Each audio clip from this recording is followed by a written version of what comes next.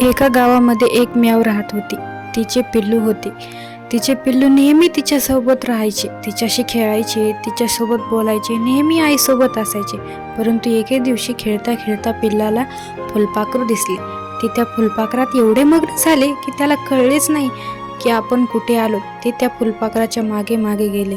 नंतर कळाले आपली आई आपल्यापासून दूर गेलेली आहे. मग ते रडत बसले. रात्र होत होती. आईच्या नावाने पिल्लू रडत होते.